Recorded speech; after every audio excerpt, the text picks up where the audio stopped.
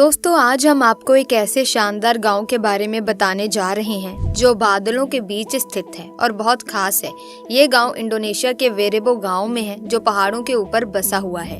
यहाँ के लोग अपनी पुरानी परंपराओं को आज भी जिंदा रखते हैं और गांव की जीवन शैली बहुत अलग और पारंपरिक है। अगर आप यहाँ जाएं तो आपको ऐसा लगेगा जैसे समय ने यहाँ ठहराव ले लिया हो।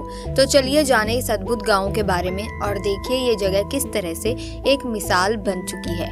दोस्तों इंडोनेशिया एक मजेदार और रोमांचक टूरिस्ट डेस्टिनेशन है जो हर किसी की ट्रिप की लिस्ट में होना चाहिए। यहाँ की आबादी करीब 240 मिलियन है और ये देश शानदार यात्रा अनुभव देता है। इंडोनेशिया अपने टूरिस्ट स्पॉट्स के लिए बहुत फेमस है जहाँ समुद्र के किनारे ज्वालामुखी मंदिर और म्यूजियम सब मिलकर एक शानदार ट्रिप का अनुभव देते हैं। यहाँ की टोबा लेक जो दुनिया की सबसे बड़ी ज्वालामुखी झील है बहुत खास है। इस देश में कई संस्कृतियाँ एक साथ हैं। यहाँ की 87% आबादी मुस्लिम है लेकिन हिंदू धर्म का काफी प्रभाव है। मजेदार बात यह है कि यहाँ के लोग हिंदू देवी देवताओं की पूजा करते हैं और कुछ मुस्लिम परिवार अपने बच्चों के नाम भी हिंदू परंपराओं से रखते हैं। तो कह सकते हैं कि इंडोनेशिया एक अलग तरह की सांस्कृतिक मिसाल पेश करता है। फ्लोरेस द्वीप पर वेरेबो का पारंपरिक गांव, इसके बारे में भी दोस्तों हम आपको बताने वाले हैं। बता दें कि फ्लोरेस द्वीप के मंगराई जिले का पारंपरिक गाँव वेरेबो जो पूर्वी नुसा तेंगारा में है, इसको 27 अगस्त 2012 को बैंकॉक में UNESCO Asia Pacific heritage award में एक्सीलेंस का अवार्ड मिला था। इस छोटे और अलग थलग गांव को स्थायी परंपरा के प्रति सामुदायिक सहयोग की भावना के आधार पर पारंपरिक मबारू नियांग घर के पुनर्निर्माण के लिए मान्यता दी गई, जबकि इसके साथ ही गांव के कल्याण में भी सुधार किया गया। वेरेबो एक छोटा बहुत ही दूर दराज का गाँव है। समुद्र तल से लगभग 1100 मीटर की ऊंचाई पर यह स्थित है और डेंग गांव से पैदल लगभग 3 से 4 घंटे की यात्रा है।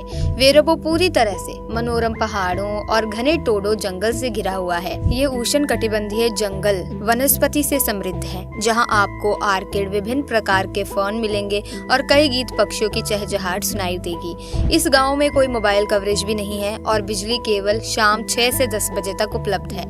हवा अपेक्षाकृत यहाँ पर ठंडी है, खासकर शुष्क मौसम में। इसलिए यदि आप गाँव में जाने की योजना बना रहे हैं तो अपनी जैकेट लाना ना भूलें। दोस्तों गांव के संस्थापक की बात करें तो गांव के संस्थापक एम्पू मारो नामक एक व्यक्ति थे। आज निवासी उनकी 18वीं पीढ़ी के वंशज हैं और इसीलिए उनके मुख्य पूर्वज जिन्होंने लगभग 100 साल पहले गांव का निर्माण किया था।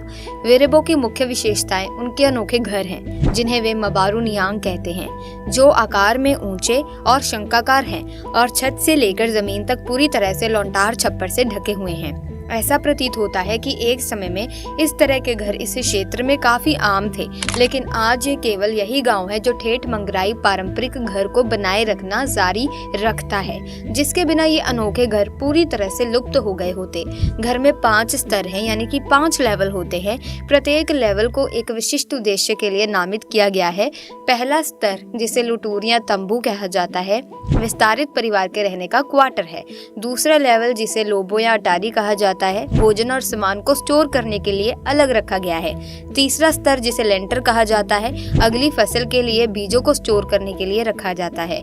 चौथा स्तर, जिसे लेम्पराय कहा जाता है, सूखे की स्थिति में जो खाद भंडार होता है तो खाद भंडार के लिए आरक्षित है। और पांचवा और सबसे ऊपर का जो स्तर है, जिसे हेकांग कोडे कहा जाता है, जिसे सबसे पवित्र माना जाता है, पूर्वजों के लिए प्रसाद रखने के लिए इसे बनाया जाता है। तो इस तरह से ये जो घर है वो 5 लेवल्स में बटा हुआ है। एक विशेष समारोह गृह सामुदायिक भवन है जहां पूरे कबीले के सदस्य समारोह और अनुष्ठानों के लिए एकत्रित होते हैं। वे मुख्य रूप से कैथोलिक है लेकिन फिर भी पुरानी मान्यताओं का पालन करते हैं। इस घर में ढोल और घंटियों की पवित्र विरासत रखी गई है। केवल 1200 निवासियों की छोटी आबादी के साथ इस गांव में 7 घर हैं। ग्रामीणों का मुख्य आहार कसावा और मक्का है, लेकिन गांव के आसपास वे कॉफी, वनीला और दालचीनी उगाते हैं, जिन्हें वे गांव से लगभग 15 किलोमीटर दूर स्थित बाजार में बेचते हैं। हालांकि हाल ही में वेरेबो अंतर्राष्ट्रीय इको टूरिज्म उत्साही लोगों के लिए एक पर्यटन स्थल के रूप में लोकप्रिय हो गया है और इसने गांव के आर्थिक कल्याण में वृद्धि की है। वेरेबो के लोग उन आगंतुकों का गर्मजोशी से स्वागत करते हैं जो उनके गांव को देखना चाहते हैं और उनके सरल पारंपरिक जीवन का अनुभव करना चाहते हैं। अगर आप कभी इंडोनेशिया के सफर पर निकलें तो इस वेरेबे विलेज को विजिट करना ना भूलें। आपको ऐसी जगह, ऐसी परंपरा, ऐसे घर और ऐसे लोग पहले कभी देखने को नहीं मिले होंगे। रिपोर्ट्स के अकॉर्डिंग यहाँ करीब 231 मिलियन मुस्लिम रहते हैं, जो किसी एक देश में सबसे ज्यादा है। दुनिया भर के मुसलमानों का एक बड़ा वर्ग इंडोनेशिया में ही रहता है, लेकिन यहाँ हिंदू धर्म का भी काफी प्रभाव है, जबकि उनकी संख्या काफी कम है। हिंदू धर्म का प्रभाव इतना है कि लोग यहाँ हिंदू देवी देवताओं को मानते हैं और मुस्लिम हिंदू नाम रखना पसंद करते हैं। आपको जानकर हैरानी होगी कि इस गाँव में मुख्य रूप से केवल 7 घर हैं। वेरेबो गाँव के सबसे नजदीक देंगे विलेज होता है, जहाँ पैदल चलकर ही 4 से 5 घंटे में पहुंचा जा सकता है। वेरेबो पूरी तरह से मनोरम पहाड़ों और टोडों के घने जंगलों से घिरा हुआ है। इस अविश्वसनीय गांव में उष्ण कटिबंधीय जंगल और वनस्पति भरपूर मात्रा में मिलती है।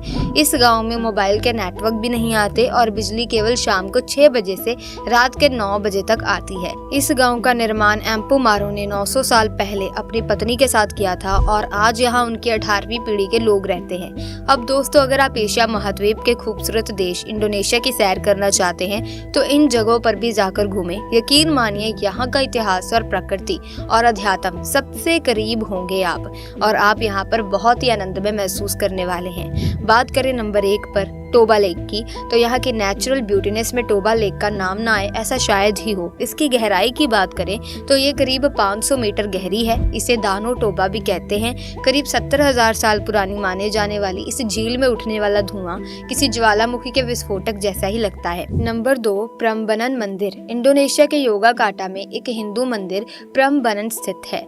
ये मंदिर काफी ज्यादा फेमस है और इसका निर्माण 9वीं सदी के दौरान त्रिमूर्ति यानी कि ब्रह्मा जी के लिए किया गया था।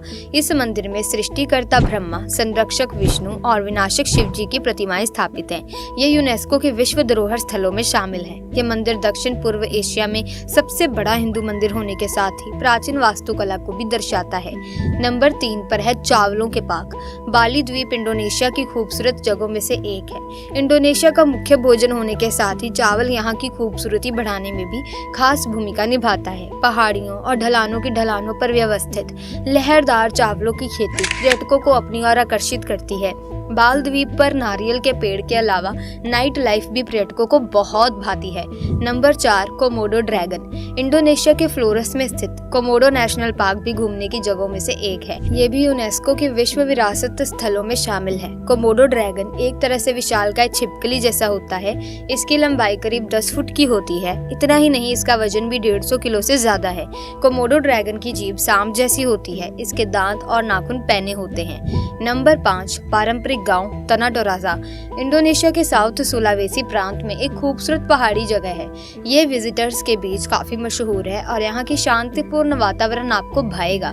पहाड़ों के बीच की यह जगह अपनी खास संस्कृति और पारंपरिक गांव के लिए जानी जाती है। अगर आप इंडोनेशिया जा रहे हैं तो इस जगह का दौरा करना ना भूलें, क्योंकि यहाँ की खूबसूरती आपकी यात्रा को और भी ज्यादा यादगार बना देगी। तो दोस्तों, आज के इस वीडियो में हमने आपको वेरेबो गाँव के बारे में बताया, जो कि सबसे छोटा गाँव है, और साथ ही इंडोनेशिया में कौन कौन सी ऐसी जगह हैं जो घूमने के लिए परफेक्ट हैं। सो ऐसे में अगर आप कभी भी इंडोनेशिया जाएं तो इन जगहों का दौरा जरूर करें। आज की वीडियो में बस इतना ही। आई होप ये वीडियो आपको इंटरेस्टिंग लगी होगी, आपको कुछ नया सीखने को मिला होगा।